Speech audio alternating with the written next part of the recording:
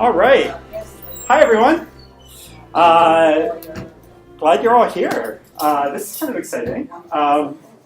So this is just a chance to talk a little bit about climate change as it affects us directly here in the Puget Sound area. I think a lot of what we hear about is sort of global impacts of climate change, which is, of course, important and interesting. But I think it's also kind of interesting to learn a little bit about what's happening here. And this is something that I've been kind of curious about and wanted to learn a little bit about.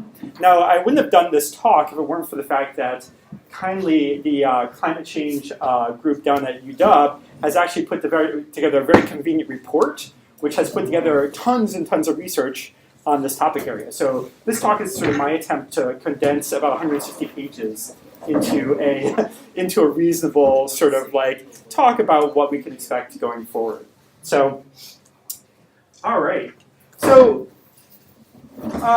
this is sort of how we think about the Pacific Northwest, this beautiful lush green area. And I think it's important to note before we start up that this is sort of how our entire area looked 300 years ago. This entire region was all these deep, old-growth forests with amazing huge trees, very lush. And that was a time when this area was actually inhabited and is, of course, still inhabited by the local tribes in this area, particularly here. This is Songhai right here, but this area was inhabited by the Puget Sound Salish. And then we have the, down further south, with the Duwamish. And over here, the Columbia Wenatchee area tribes, and then the Skagit tribes up there. So we have, this region was very much inhabited, and the caretakers at that time were much better at sort of maintaining the ecosystem as it was at the time. In 1855, there was a shift in terms of legal control of the land. There was an agreement made for the tribes in the area, which essentially goes from western peninsula all the way up to Canada along the coast, along the Puget Sound, that in exchange for moving out of these areas, that they would be paid a sum of $150,000 for the entire region. So it's important to note that in the intervening time, a lot has changed, and when we think about when we think about the area that we live in, it's not like our region hasn't had climate changes or changes in terms of the environment. Our region has changed massively. We have now millions of people in this Puget Sound area. All that green forest, old-growth forest that used to cover this entire area is now mostly gone, but still around in some places. So yes, again, we do have a really high concentration of people right in this Puget Sound area, which does influence the climate that we're actually experiencing. All right, so first off, I think it's, before I talk about all the challenging things that we're going to be facing, I like to mention the fact that we live in a very beautiful place. And I think that's worth sort of acknowledging and appreciating that before we go into that. The slides I showed earlier showed this bright, sunshiny, jewel green area, but something that's very notable about this region is that it has a marine oceanic climate, which is very unique. It's a very unusual area. The reason that this happens, essentially, is that our actual local climate is due to two different things that happen, that cycle between winter and summer. So basically, there's what's called the Aleutian low, which happens along the islands in the Aleutian Peninsula Islands. And then we have a Pacific high, which happens off the coast of California. And basically what this does is it channels, during the winter months, it channels a lot of moisture that streams straight into Seattle, right? So that's why we have this amazing wetness during the winter. However, during the summer months, this shifts a bit. So the high shifts up, and in the Seattle area, we have this amazing, beautiful Mediterranean climate, very dry, and in fact, we even have drought conditions over the summer. So that's what's essentially happening with our climate and the cycles that we see in this area. Now, what's sort of notable about this area is because we have this wet water coming in, it comes in off of the ocean. rises up onto the mountains. We're blessed with these beautiful mountains next to us, and we have the precipitation that comes as the air cools. And then we have dry air on the eastern side of the mountain. So this is called the rain shadow. We can see this better by looking at a map here. This is kind of cool because this is called a Köppen climate type. I don't know how to say the was it umlaut? Köppen climate type map. But this is essentially showing that we actually have an amazing range of different types of climates within Washington State. I'm from New York, and if you look at New York is just one plain blue map. It's pretty boring. This actually we have a huge range of different types of things, ranging from tundra to ice cap to these oceanic climates here. So this is where you get the brunt of the wetness. So there they have, like 6 feet of rain per in some places per year. And then we have this gap in here, which is a little bit drier, sandwiched between those two mountains. So looking at this, just in terms of the fact that this is really beautiful, recognizing that we have this amazing marine climate off of our coast. So we have the orcas, the amazing animals that live in that water that we enjoy. Then as we get into the land, we have our island climates with the tide pools and the marine life that lives there, all the anemones and jellyfish and other creatures of various sorts. As we get higher up into the Olympic Peninsula, then we get the whole rainforest, for example. Amazingly lush and green with, as I mentioned, what was it, 6 feet? Some very massive amount of water that falls throughout the year in these areas. And then we arrive here. So you go over the mountains, and in this area we have a moderate amount of rain, not nearly as much as we see in the peninsula or higher in the Cascades. But this actually we have a nice amount of rain throughout the year. It gives us really nice growing conditions in this area. And then we return back up into the mountains as we're going up to the Cascades. Again, a lot of water falling in these areas. Then that rises up into the tundra. And then up into the actual glaciers that we have on the tops of the mountains here. So then as we fall down, we go into the rain shadow, and we have this beautiful dry rolling hills with also where a lot of the agriculture happens in Washington State. Now, a lot of this really depends on our local ecosystem, depends on the fact that we have this snowpack that occurs in these mountains. So that snowpack during the summers melts and provides streams, which then feed western Washington and central and eastern Washington with water. So that's sort of the cycle of this sort of local climate. And I like to sort of show that just to see sort of what we are experiencing and sort of the beautiful range of climates that we experience in our region. So just to stop talking for a second, let's just turn to someone next to you and just say, what are things that you appreciate about our particular area? About what do you like about this region that we're in? So let's just take a minute or two and talk about that. I'm going to switch gears a little bit. So I will be focusing on this particular region, but I did want to talk a little bit about climate change in general, just as we think about this in a more global sense. And this is the first photograph that was ever taken of the entire world back in, I think, the 50s. But just sort of a gorgeous picture there. Something that we kind of forget very often is that when we look at this globe, it seems, when we think about emissions and pollution, we think about it just sort of going out into this infinite space. But the truth is that the globe actually has this very thin layer of atmosphere across it, right? So this actually, in terms of volume, there's actually a fairly small amount of atmosphere that's sort of protecting us from both radiation, but also providing the air that we breathe. So that really encompasses the climate that we experience.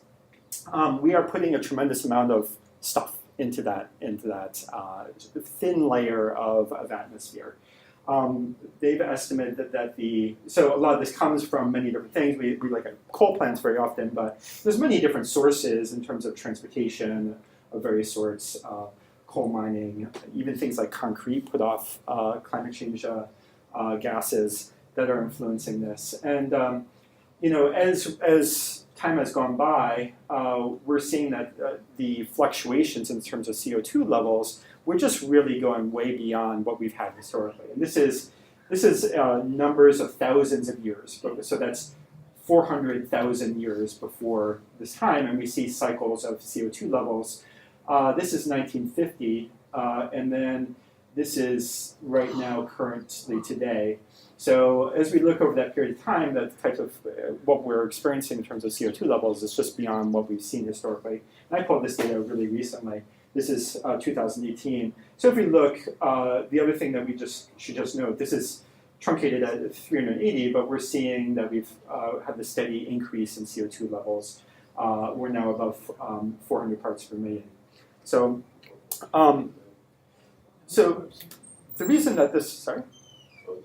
I saw statistic 414. 414. Okay. Yeah, it's sort of, we're seeing this continual rise, and you know, we're all probably familiar with the greenhouse effect, where we have light coming into the Earth, and some light, most of the light actually gets absorbed by the Earth. Some light sort of escapes back into space, but then a lot of light sort of bounces off Earth and then bounces back to the Earth, and that's part of that bouncing back is due to the amount of different types of greenhouse gases that are in the atmosphere, right? So that can lead to increases in temperatures. So the energy that we produce every day is equivalent to the explosion of about 400,000 Hiroshima-sized atomic bombs. So that's every single day, 365 days a year. So we're just producing a tremendous amount of heat energy in our atmosphere due to this maintenance of energy. Yeah. Can I ask a question about the number on the previous slide? Yeah. The 0 degrees Fahrenheit or 0 degrees Kelvin? No, farther.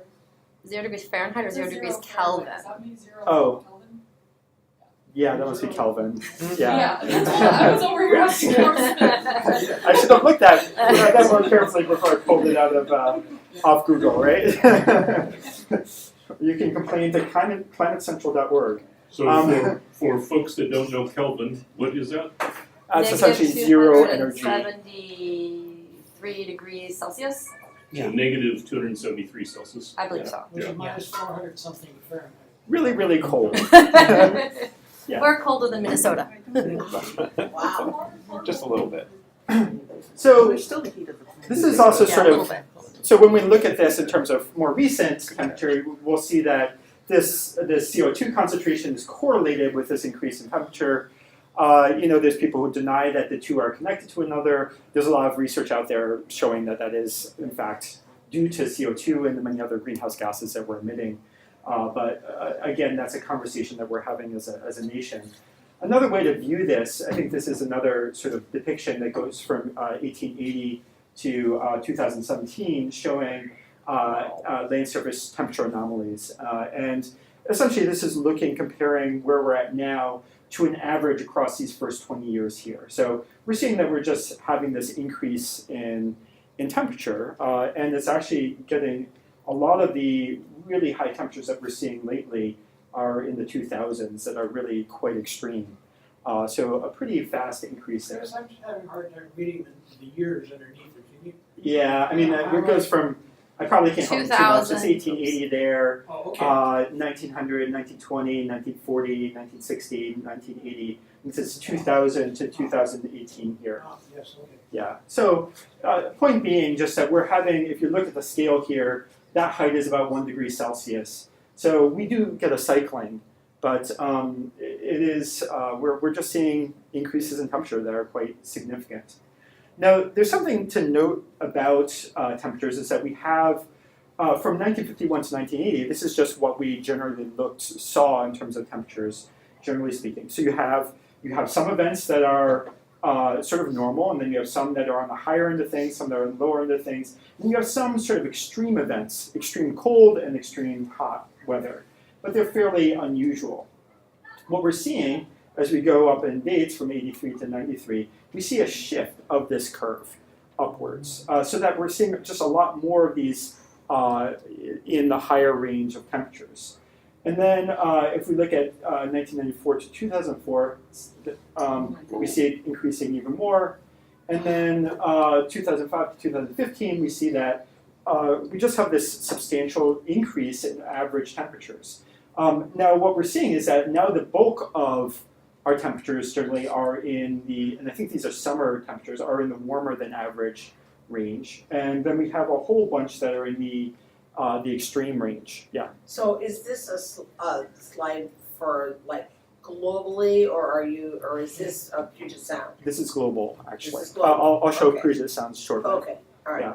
That's really scary. Something that's sort of notable about this, though, is one thing is that we're seeing a shift to higher temperatures, but the other thing that's really important to note about this is we're also seeing it getting more squat, which essentially means that we're seeing a greater range, right? So we're seeing more extremes. So we'll see, in terms of extreme cold weather, we're actually seeing about as much extreme cold weather as we did before. But we're also just seeing a whole lot more extreme hot weather. So we will actually, so that means, that's the idea of, instead of talking about global warming, we could talk about global weirding. We're just getting disruption in weather patterns so that we get more of these extremes in general. Yeah, so it was the extreme temperature events used to cover about 0.1% of the Earth, now they cover about 14.5% of the Earth. How do you define extreme? So extreme events are sort of things that fall, I don't remember the percentiles, but it's out of like a certain percentile range in terms of that bell curve So of you know temperatures. how like 50% of people are above average? Mhm. When you say an extreme event is a certain percentage above, wouldn't it have to be the same unless you're norming it to a certain date? Like your That's bell normed to the date, to the, I think it's 2000. normed against the first slide that I showed you. Yeah, Yeah. if you go back, you can see that the extreme event stays the The line colors in stays the same consistent. spot, okay, The color, yeah, okay. throughout the slide. Oops. It's interesting. So one thing I just note is that 93% of that increase in temperature is going into, that is produced by this global warming, is going into the ocean. So our oceans are part of the reason that we haven't had a tremendous spike in temperature on land, because it's sucking up all this energy. But what's important to note about this is that warm air can hold a lot more water vapor, right? So that means that on average we have about, for each additional degree Celsius, the air can increase the water vapor by about 7%. And over the last 30 years, we've had an increase of about 4% more water vapor in the air than we saw about 30 years ago. So what does this mean? Well, something that I think is important, a lesson to take from this, is the fact that when you get the question of, was this particular storm or this particular event or this particular drought due to climate change? It used to be a problem because you couldn't say, is this one caused by climate change or not? The way that climate scientists now describe this is that because all the water temperatures, the climate systems are disrupted by this increase in water presence, all storms are influenced by climate change. So it's in a sense that everything, because of this disruption, has an impact, is impacted by climate change. So rather than saying that this storm is or this storm isn't, everything is sort of being impacted by this. Now I'm going to switch gears very quickly to talk only about our region primarily. But I do want to note that I'm about to tell you about what's going to happen to us. But I do want to note that from a social justice perspective and our bigger picture question, when you look at the people who are actually going to be primarily impacted by climate change, it's actually not going to be us. This is a chart that shows essentially the amount of emissions for greenhouse gases based upon geography. So you see that the United States puts out a tremendous amount of that. Europe puts out a tremendous amount of that. But here's an estimate by the WHO in terms of the expected per capita mortality from climate change impacts. So we'll see that a lot of the impacts of climate change are going to be experienced in the global south, right? So when we think about this, it's important to not just think about this in terms of our own negative impacts, but think about this in the global sense in terms of what we can expect in the bigger picture. Go back again. Where is the equator in that picture? There's two. There- There's two Sort of. pictures. Wiggles. So that's South sort of America that looks right like a there, seahorse. in there, Yeah, okay. yeah. And then here it's probably not exactly it's deliberately distorted as a map to show the But it impacts. looks like Africa Africa gets. So and every little island. So one thing I would just note here is when we think about responses to this, we often talk about the idea of mitigating this impact of climate change, of decreasing our emission of greenhouse gases to decrease this increase in temperature. And that's clearly an important thing. But it's important to note that very, very often, especially in my circles, public health circles, we're talking more about the idea of adaptation. So it's not just the idea of mitigation in terms of decreasing our emissions, it's also recognizing that we're actually past the point of no return in the sense that we already have climate change. We have about a 1.3% degree change here in the Puget Sound area. We expect that even if we stopped emitting anything, I think it would take until about 2050 for the curve to sort of turn in terms of decreasing temperatures. So that isn't even a particularly realistic scenario. So the truth is, we are going to have climate change. It's going to increase, and we need to think about this not just in terms of mitigation, because we do have to think about that too, but we also need to think about how are we going to change to accommodate the fact that our environment will shift.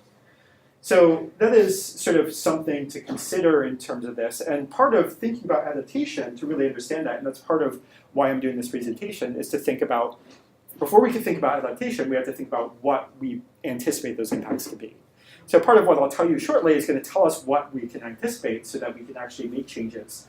So there's a lot of things that we can do in terms of building our emergency response systems, in terms of changing how our agriculture is treated, in terms of thinking about the way that we build. There's a lot of things that we can do to adapt to this potential change. So, all right, so let's just stop for a second again and just talk in terms of what did you think about this information? Were there things that particularly struck you? You can ask questions. I'm not a climate scientist, so I might not be able to answer your questions, but if you want to think about that for a few seconds and talk about it, we could do that.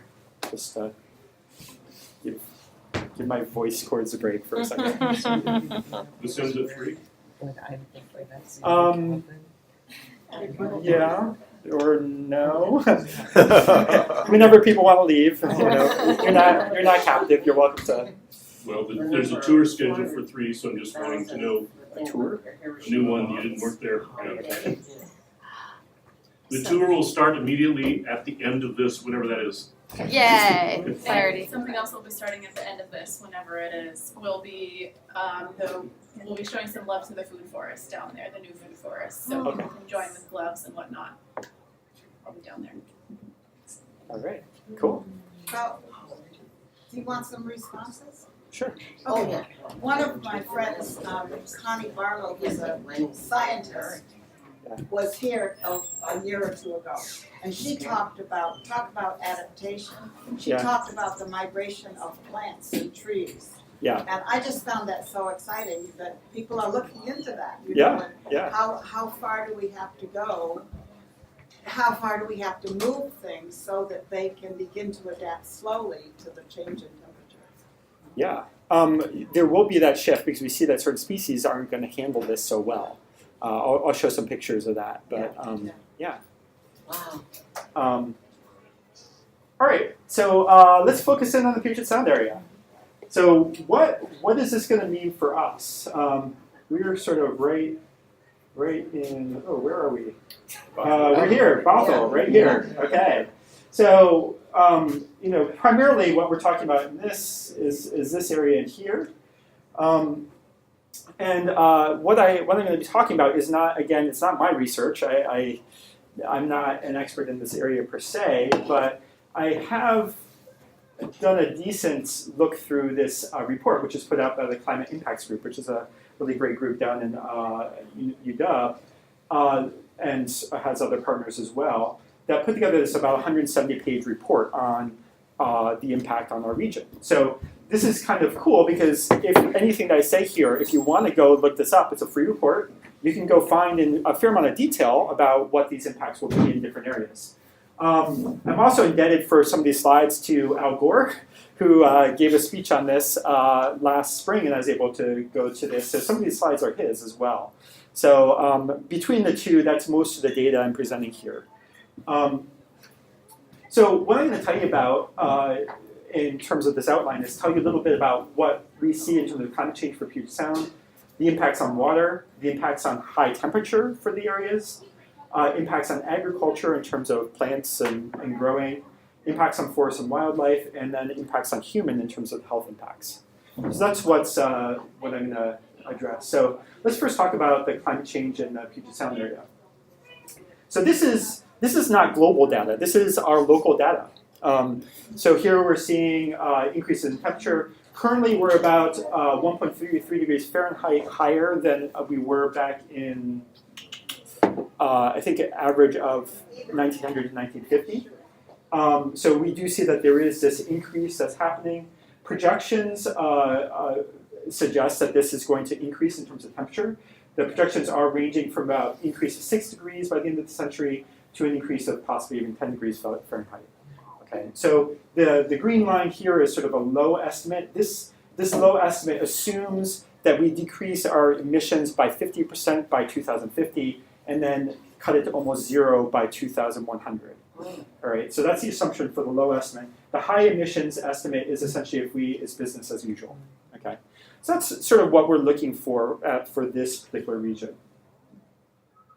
So we'd expect that as this happens, that we're again going to pay attention to the fact that we're going to have an increase in those extreme temperatures. Okay, so for Washington State, not necessarily Puget Sound, we could expect that there would be about 7 to 15 more days of 95 degrees plus than by 2050, and then 18 to 42 increase in number of days over 95 degrees by 2100. So that means, again, more of these sort of extreme events in terms of high temperatures. Now, there's some good news, actually. This is estimates for the amount of precipitation, the amount of rain that we get in the area. And actually, what most estimates suggest is actually that rain is not, at least on average, is not going to change a huge amount. Maybe a shift of about 5% increase in precipitation. But in terms of, we get normal variation in terms of precipitation, that's sort of actually not too bad in terms of concerns about that. So there's other parts of the world where they're anticipating, losing a major amount of their precipitation, and that will lead to major disruption of their societies, right? So we're kind of lucky in terms of what we're facing in that respect.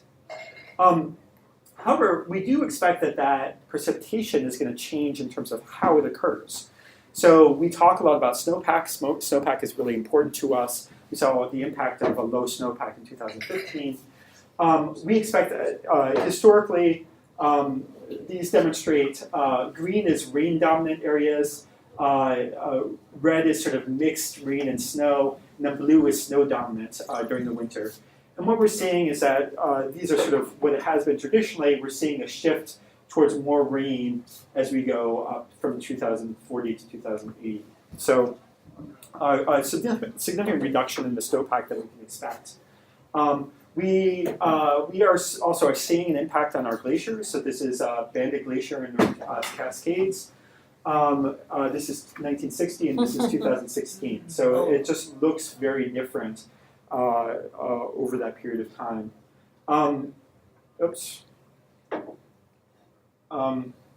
So overall, we expect that snow will melt more rapidly. So it's going to happen about 30 days earlier in around 2050 than previously. By the end of the century, they expect that this snowpack will decline by about 70%. So a substantial shift in terms of the way that we're getting water in this area. This will impact our stream flow. So it will depend. So in fact, Western Washington, our area, the Puget Sound area, is actually going to do better than a lot of areas because a lot of our water actually comes from rainwater. A lot of it comes from our glaciers and from the snowpack, but a lot of it we get from actual rainwater throughout the year. So we do see a shift so that there's more rain during the winter, more water in the streams during winter months, but less during the summer. So here's the shifts as we go into 2040 and 2080. So that we'll have much more water during the winter and less during the summers because of that increase in snowpack. Now, this is, for us, this is not as big of an impact as we expect to see in central and eastern Washington, where they rely much more heavily on the snowpack. So we will expect an average a decrease of about 24 to 31% in terms of the stream water during the summers.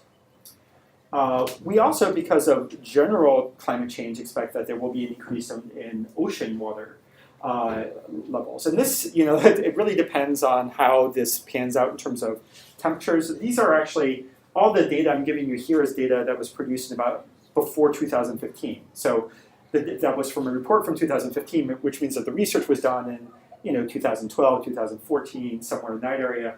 So I would say that we do know that there's actually recent indicators suggesting that the estimates for ocean rise probably are underestimates.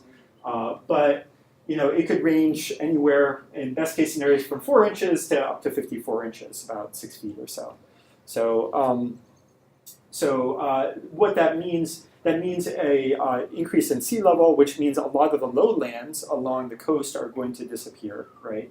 It also means that when storm surge is a major concern. So when we have these major storms, it can actually go up pretty far onto land. So sometimes you can anticipate multiple feet rises during storms, and that means that it's just going to be going much further inland, and we'll also have salination of water as you go further inland.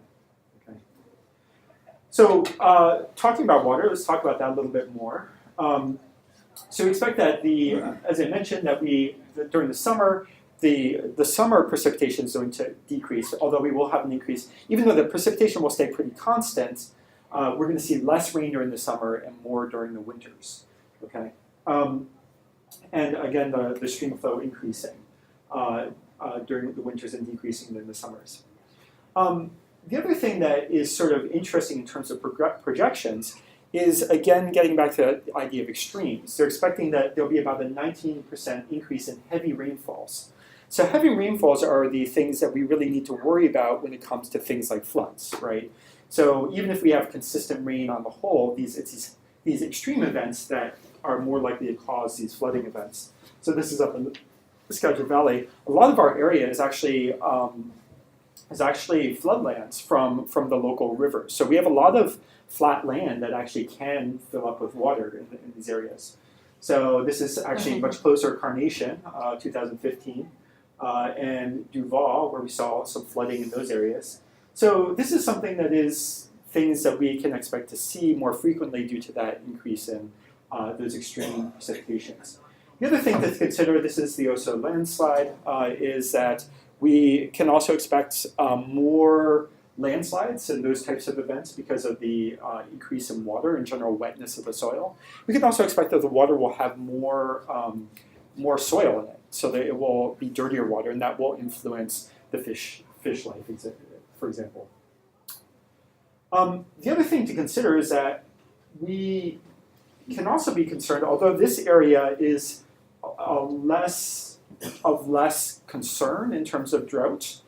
This is looking at the summer in 2015, again, where we had a very minimal snowpack. We did have a drought, but in other areas of Washington State, this actually was seen to be an extreme drought. So really negative impacts in Yakima Valley, for example, a huge amount of impact on the agriculture of that system, and a lot of lakes and areas just entirely drying up and fish and wildlife dying as a result. So we also expect that these higher temperatures will have impacts as well in terms of wildfires. So overall, we anticipate that there will be about 5 times as many wildfires as there were on average in the 1970s. Now again, this is for Washington State in general. So I think I have data I'll show you data for the Puget Sound, but a lot of this data really refers to central and eastern Washington, where they're because of that drought, because of the drying, it becomes a tinderbox. And in 2015, we had a state of emergency, right, due to this ongoing fire activity. And this wildfire season was the worst in Washington's history, known history. There's about 1 million acres of land burned in about 1,500 wildfires during that period of time. So, so again, about a 7-fold increase. And we also know the Columbia Gorge fire just recently. All this does have an impact in terms of, even though it's not perhaps impacting us directly, the impacts on the agricultural system in our local areas, impacts on our neighbors to the east of us are fairly serious. And something to definitely consider going forward. In terms of the Puget Sound, we expect that there will be about 150 to 1,000% increase, so up to perhaps a 10-fold increase in wildfires as compared to 1970-1999 by 2080. Now, one thing I'll note about this is the report does say that our data on that isn't very good. So it could be anywhere from a marginal increase to actually extreme increase. We just don't know the answer on that one at this point. So impacts on agriculture. So we care a lot about agriculture here. This is our garden. We like growing things. It's something that we're pretty passionate about.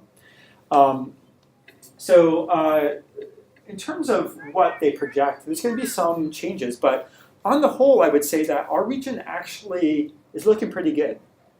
That's nice to know. Generally speaking, the sense that I got from the report is that they think that we'll be able to adapt. There will be changes and shifts, but on the whole, we should be able to change our agricultural systems to accommodate that. We expect that the increased temperatures in CO2 actually will improve some crops. For example, we'll be able to grow more wine grapes, for example, in this area. Very important. However, some of the temperatures are probably going to have negative impacts, for example, on berries and tree fruits, which actually rely on these cold temperatures at certain points in time. So we grow a lot of tree fruits, so that is something that we care about in this community, and berries as well. So that is something that we can anticipate some impacts there.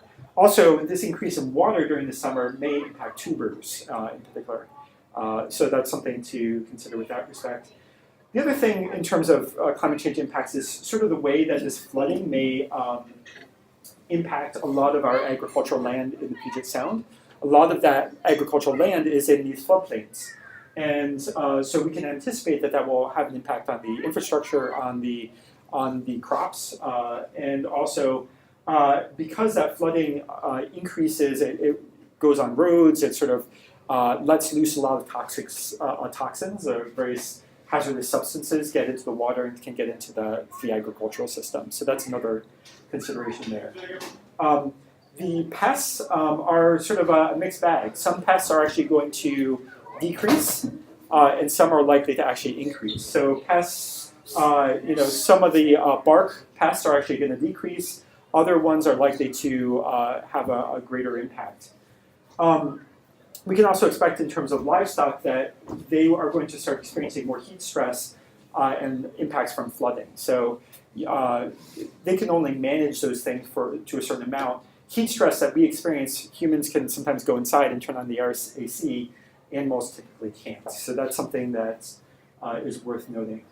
So when we look at the impact on forests, when we look at the native forests, we expect that there's going to be actually a fair transformation in terms of forests in the area, particularly at high elevations and the impacts on temperatures there and changes in precipitation. So there's going to be stress on trees.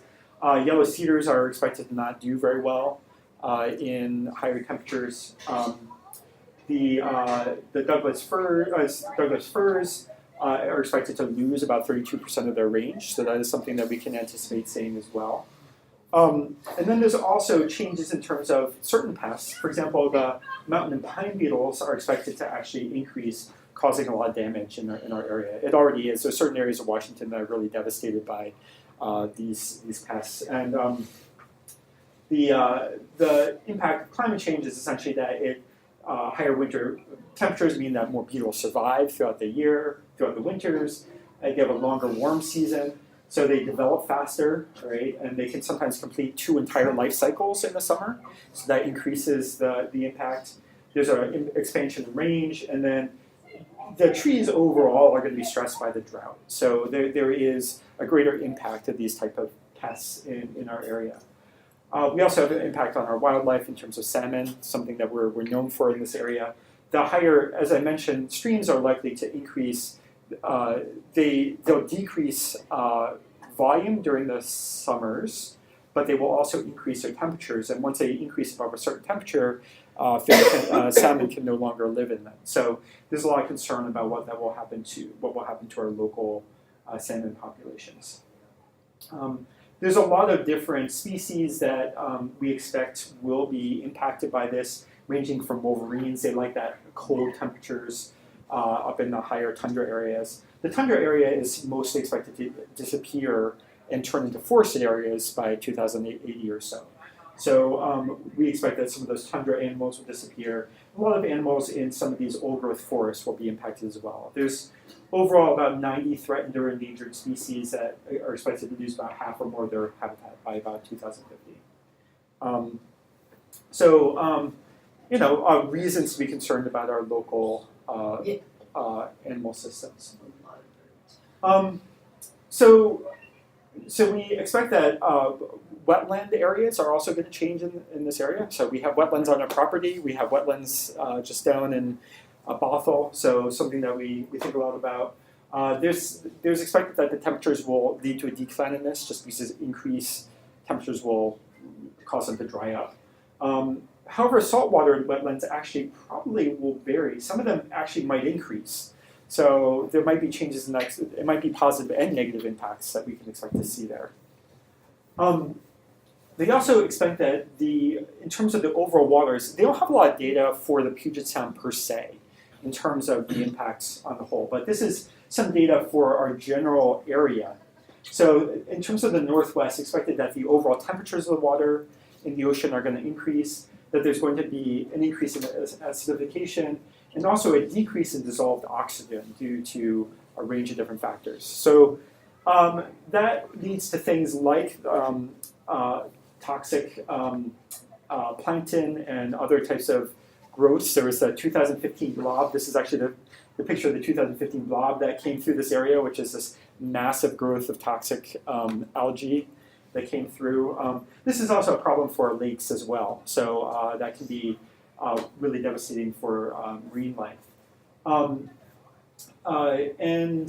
So we have an increase in these toxic plankton. This is the 2015 algae bloom, just showing the geographic distribution that happened during that period of time.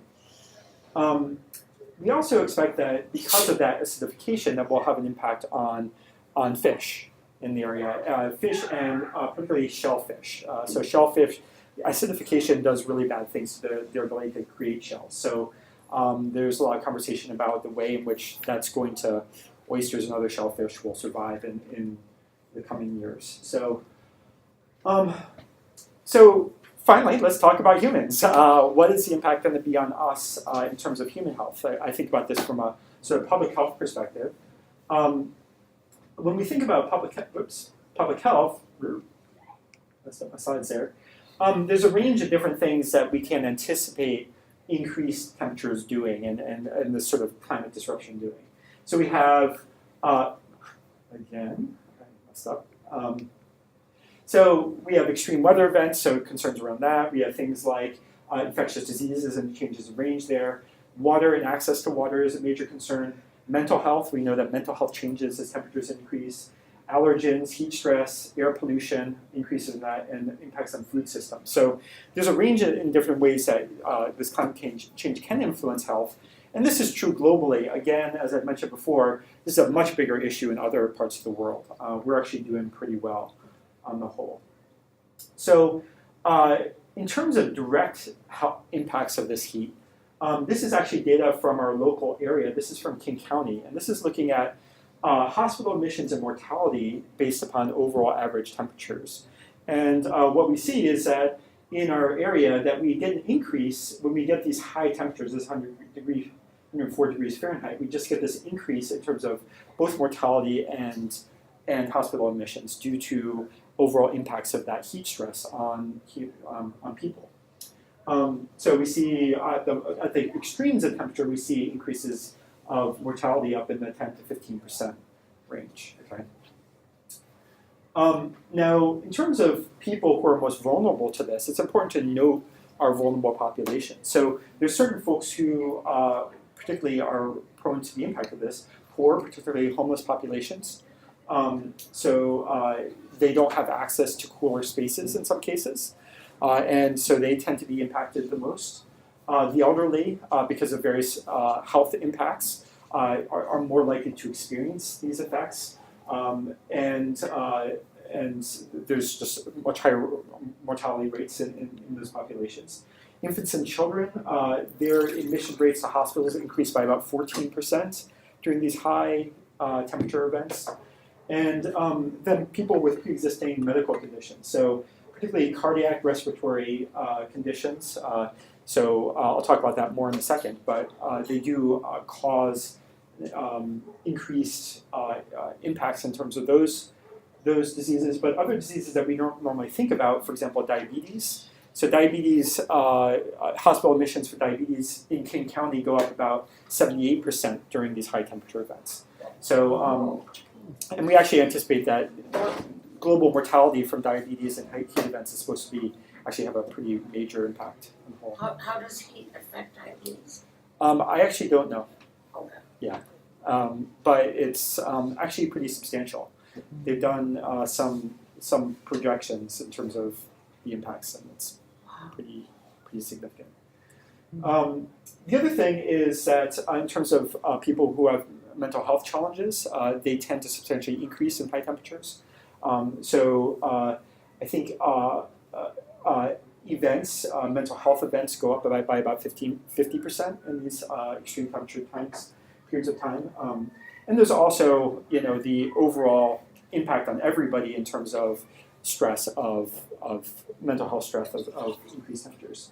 And then outdoor workers is the other thing to consider. So we've talked before in the community about migrant labor and folks who are out in the fields, and there's a lot of concern about them having the ability to actually cool themselves down and not be forced to work during these extreme events and having the negative health effects that result in that context. So the other thing, you remember the British Columbia fires that happened. The increase in temperatures led to this just cloud that just covered our entire area. And this type of thing actually has pretty substantial health impacts. Heat waves, these heat waves and, going back to this, the impacts on air quality increase particulate matter and ozone, and those things increase our likelihood of our cardiovascular and respiratory problems. I think they about double. I think mortalities are expected to double by 2080 in terms of impacts from these types of events. And we've all seen, how the wildfires are influencing the air in the area, from the Columbia Gorge fire to the British Columbia fire. So particularly because we're between the two mountain ranges, this sort of traps all that smoke in a pretty dangerous way. There's also flooding.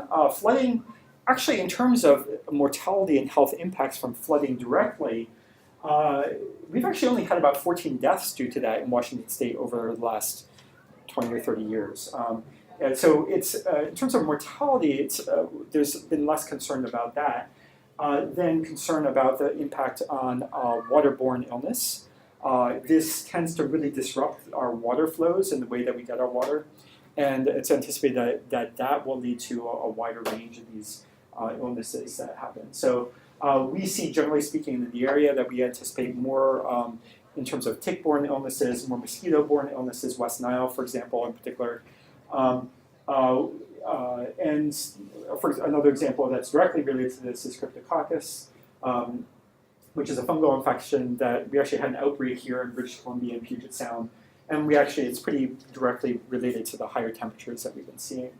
So we can expect that we'll see a change in the range of these different infectious diseases.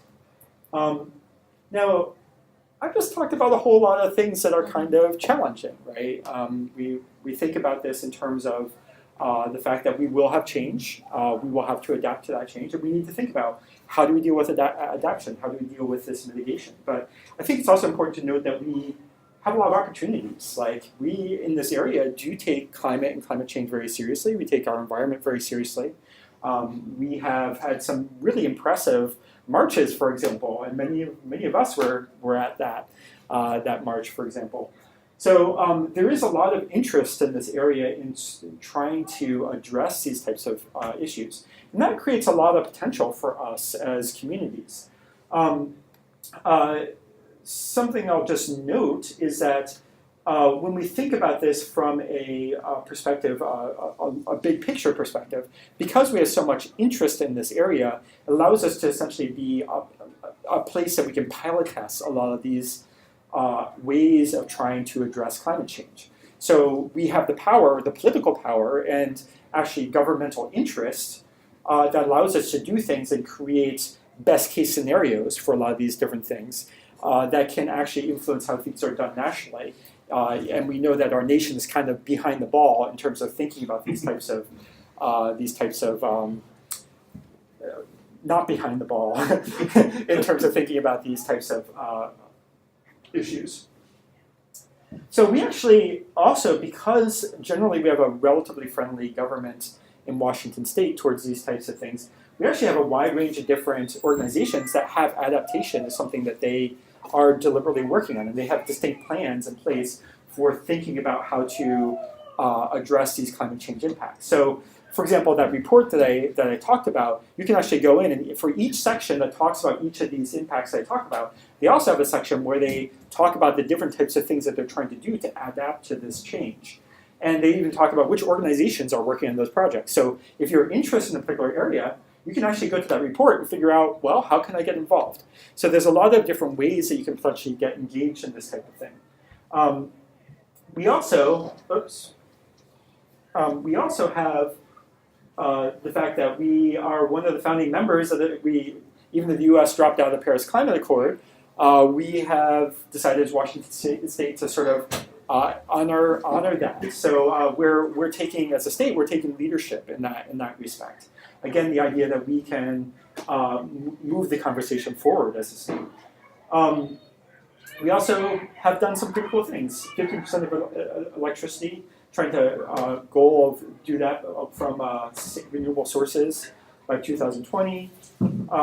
We also see that we have some pretty interesting systems in place in terms of trying to reach a goal of carbon neutrality for the Seattle area by 2050, and a range of other pretty ambitious goals in terms of trying to address this impact.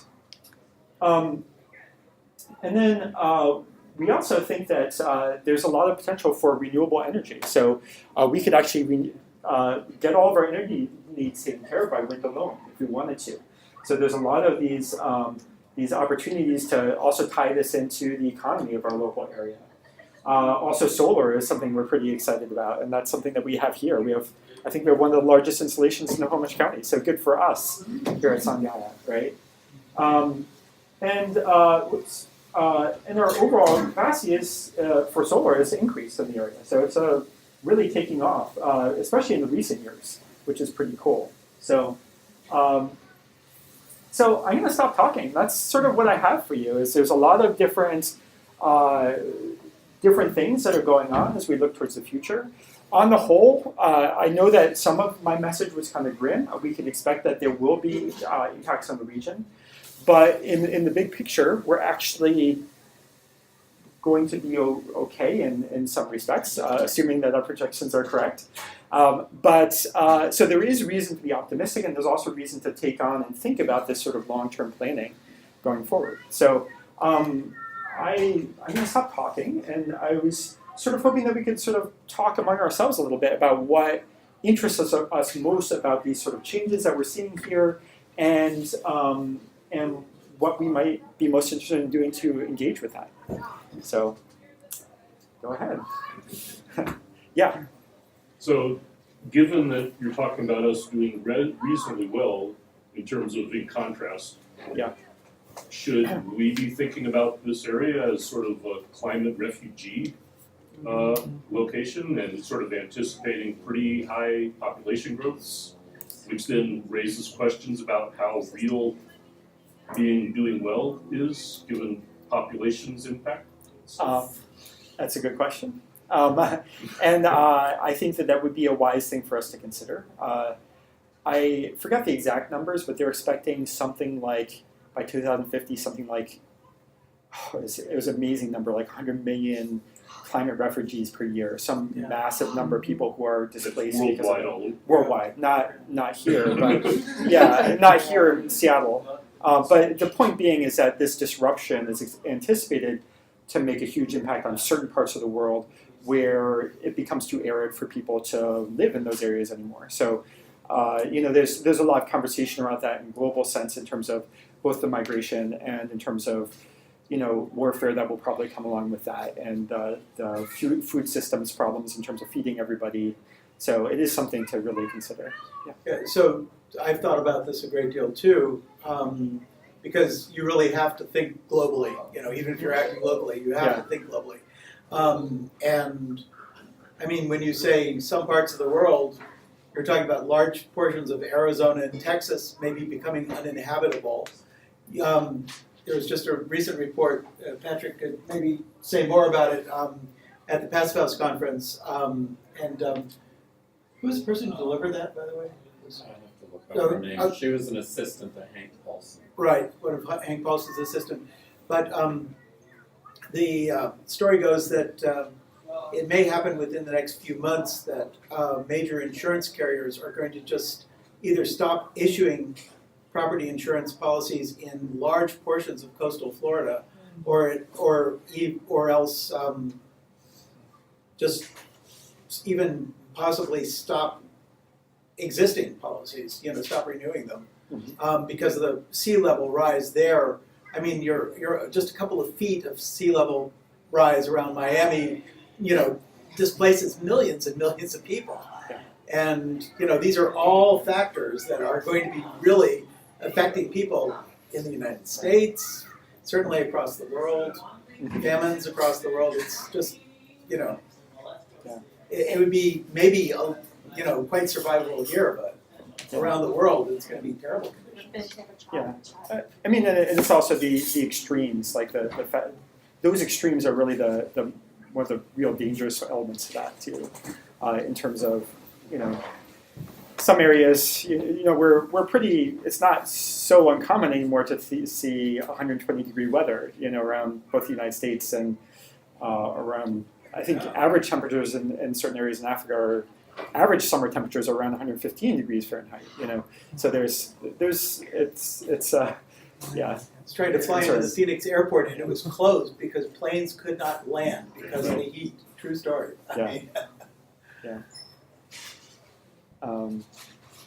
Any other thoughts that people had? Do you want to talk together, or any questions about some of the things? I didn't. It's 170 pages, so I don't remember it word for word. But if you have any questions about any of the sort of points that I raised in terms of those climate impacts, I could talk about them. Well, I'm still reeling from the one statement that we are creating emissions equal to the Hiroshima bomb. I'm like, how come people aren't paying attention to this? I mean, what do we do to help change that? I mean, clearly at the top in this country right now, we got a bunch of deniers because, you can't make money on. You can make money on climate change, but not the old way. So this how do we change that? There's some recent surveys on this in terms of how people think about climate change. So, the United States is an outlier. We know that the U.S. is not like other countries. We're really unusual, and it's really tied into this partisan politics that we are addressing. And one thing that's kind of positive is now we have at this point the majority of almost the entire country believes that climate change is happening. So majorities across pretty much the entire country, and very strong majorities in most of the country, believe that this is happening. So that's that's good because we are acknowledging the reality of what we're experiencing. So that's a positive thing. Unfortunately, there's a much bigger difference in terms of geographic difference in terms of who believes that this is caused by human activity, right? So human activity is what we can change to sort of decrease this impact, and that's a very regional. The distributions are probably what you would expect, what you see cities and coastal areas believing that that's the case, and then a large swath of the United States not believing that we are actually causing this impact. The other thing that I think is sort of interesting that came out in the data is that people have a disconnect between belief. They believe that climate change is real and will impact people, but if you ask them if they believe that it will impact them as a person, they don't believe that it will impact them, right? So roughly 80%, I'm not sure I have the numbers exactly correct, but about 80% of people think that climate change will impact others, but only about 20% of people think that climate change will impact them personally, right? And what we saw from the presentation I just gave you in terms of us here, physically being here, it's something that we already are experiencing. We already have a 1.3 degree Fahrenheit increase in temperature, so we are experiencing it. So there's a lot of conversations to be had around that. Amelia, did you have? Well, at the same time, when you're saying that people think that it will impact other people but not them, that's kind of what we're seeing here. I mean, we're in a little we are getting impacts, but the impacts that we're getting are not as severe as in other regions. So it doesn't really. I guess it doesn't seem as much like an impact here as it does in other areas. I think that's true, and I think that's something to pay attention to in terms of what. Part of what Scotty brought up is, how do we think about the bigger picture and what we can provide in that context? Because as I showed in that initial slide where we looked at the average mortality anticipated from climate change, it's not here. It's going to be in in Africa and India and a bunch of other areas that really aren't causing this problem. So. Except for there are parts of Asia that were the same on the maps. Yeah, I think so. Northern Asia, Yeah. You're talking about the impacts on agriculture and all that. What does that do to the price of food for us and the availability of food? And, Right. We're relatively. A lot of our food comes from central eastern Washington. Yes. Yeah. Exactly. Right. So it's a good question.